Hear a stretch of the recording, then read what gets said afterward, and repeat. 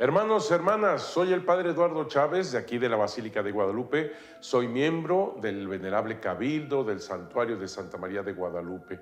Fui el postulador oficial de la causa de canonización de San Juan Diego y actualmente soy el director general del Instituto Superior de Estudios Guadalupanos. Y estamos hablando de que Santa María de Guadalupe es mujer eucarística. Y estamos viendo tantos elementos en los cuales nosotros nos estamos concentrando para ver que ella no es una aparición más, sino que trae en su inmaculado vientre a Jesucristo nuestro Señor. Ella es la custodia donde viene Jesús en su inmaculado vientre. Así que no es una aparición más, sino que es el encuentro de Dios mismo a través de ella, a través de la Santísima Virgen de Guadalupe, que viene del 9 al 12 de diciembre de 1531 en un momento espantoso, terrible, una confusión, una situación realmente problemática, y también viene gracias a la voz de aclamación del obispo Fray Juan de Zumarraga, primer obispo de México en aquel entonces. Estábamos recordando un poco este lapso tan importante por el cual se aparece esta mujer eucarística. Viene Jesús en su inmaculado vientre exactamente en esa fecha tan importante para los indígenas, en la mentalidad indígena, también en la mentalidad española, porque ambos grupos, los españoles como los indígenas, de alguna forma están viviendo su apocalipsis. Lo voy a explicar y vamos viendo paso a paso cómo esto realmente es algo maravilloso, como la Virgen Santísima de Guadalupe, esta gran señal, una mujer vestida de sol, con la luna debajo de sus pies, está a punto de dar a luz, como decíamos la vez pasada. Realmente es una gran señal para el mundo entero, y no solamente de aquel histórico 1531, sino para el mundo en todos los tiempos y en todas las dimensiones, para todos los pueblos, como ella misma dice. Así que les digo, después de la conquista aquí en México, que fue en 1521, terminó en 1521, algo tremendo para los indígenas, viene una tremenda decepción, una depresión, una situación verdaderamente terrible. Les recuerdo que esta conquista no fue de españoles que vencieron a los indígenas. No es así de fácil, no es así de fácil. Fueron españoles quienes, con toda la habilidad de un Hernán Cortés, el conquistador, se atrajo la alianza de tantas tribus, tantos indígenas que odiaban a los mexicas, a los aztecas. Y así comienza la conquista, con este entorno de cientos de miles de indígenas que actuaban en alianza con los españoles en contra de los mexicas. Así que salieron victoriosos tanto los españoles como también los indígenas.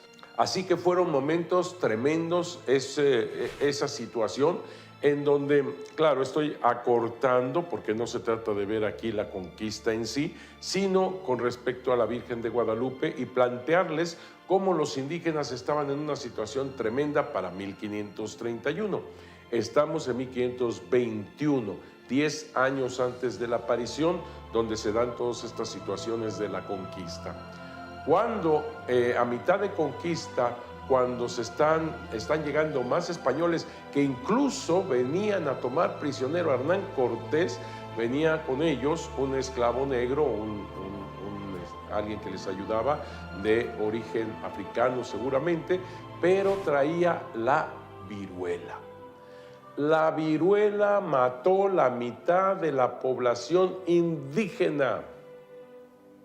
Los españoles veían simplemente cómo a ellos no los tocaba la viruela. En cambio, la viruela mató la mitad de la población indígena. Ya te podrás imaginar cómo estaban los indígenas. Nuestros dioses han muerto. Nuestros dioses han sido vencidos. Sus dioses. Antes de la llegada de los españoles, ellos tenían la idea centrada en su religiosidad, la idea de los sacrificios humanos. Ellos, los indígenas, sobre todo los mexicas, habían creído siempre de que en ellos estaba el que no solamente el cosmos pudiera continuar con vida, sino también los mismos dioses. Y por eso era importante lo más vital, que es la sangre, el corazón, para ofrecerlo a los dioses. Así que se hacían batallas, guerras floridas que le llamaban, porque era la cosecha de corazones. Era tomar estos corazones y sangre para alimentar a los dioses, para alimentar el cosmos. Era una situación tremenda, porque se hablan de cerca de 80,000 víctimas para la consagración del Templo Mayor. Unas 20,000 cuando fue coronado Moctezuma. Y así nos vamos. Eran verdaderamente unas masacres que se hacían, pero siempre con la mentalidad de que el cosmos pudiera continuar con vida, el sol pudiera vencer las tinieblas, para la luna, las estrellas y los mismos dioses. Porque si no estaban con vida el cosmos, obviamente el pueblo iba a morir.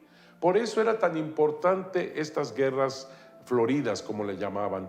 Incluso desde que nacía un varoncito, le cortaban el cordón umbilical al niño con respecto a la madre, tomaban el cordón umbilical, se lo daban al papá, y el papá tenía que enterrarlo en donde se hacían las guerras floridas, que para ellos era Tierra Santa, porque ahí eran las cosechas de lo más vital, que son los corazones y la sangre. Así que el cordón umbilical se enterraba en Tierra Santa, y con ello estaban diciendo que los varones, los niños, ya desde que nacen, tenían esta vocación de continuar dar este alimento al cosmos y a los dioses.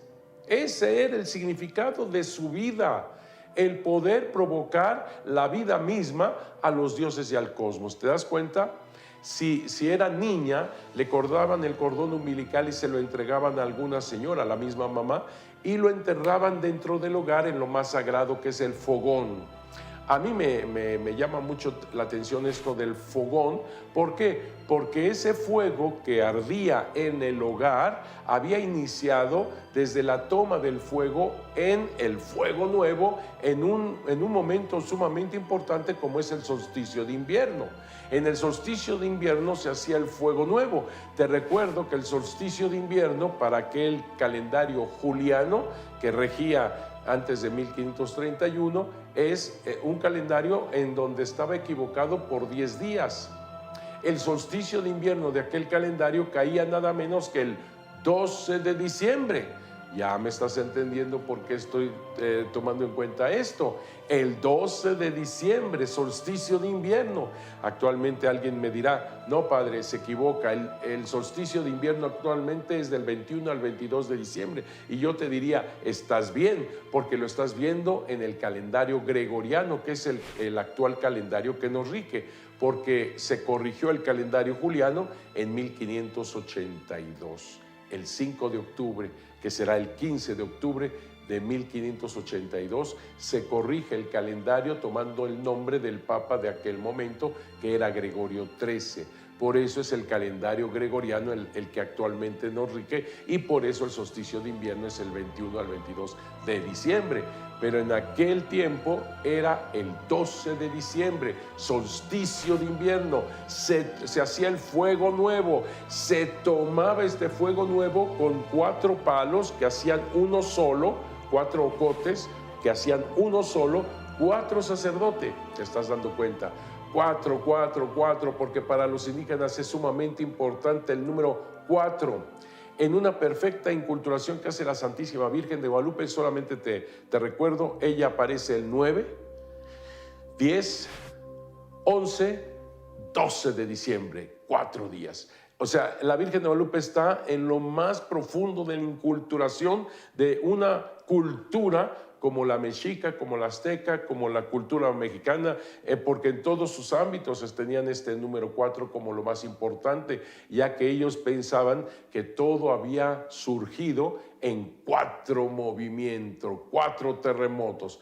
Todas estas cosas que estoy diciendo en este momento, un tanto así sin conexión, poco a poquito lo vamos a ir conectando más y más con el evento guadalupano. Por eso no te puedes perder ningún programa. Estamos en el fuego nuevo que se celebraba en solsticio de invierno, la gran fiesta de Panquetzalistli, para que ya lo vayas pensando, ese nombre no se te puede olvidar. En la gran fiesta de Panquetzalistli. Pues bien, con 4 ocotes se hacían 4 palos que sostenían 4 sacerdotes y tomaban el fuego nuevo en solsticio de invierno, y como antorchistas se iban con el fuego nuevo a encender los fuegos de los templos y de las casas y todo esto. Volveremos de nuevo con esta fiesta que es muy importante para lo que nosotros queremos hablar de ella como mujer eucarística. Pero dejémoslo en este momento.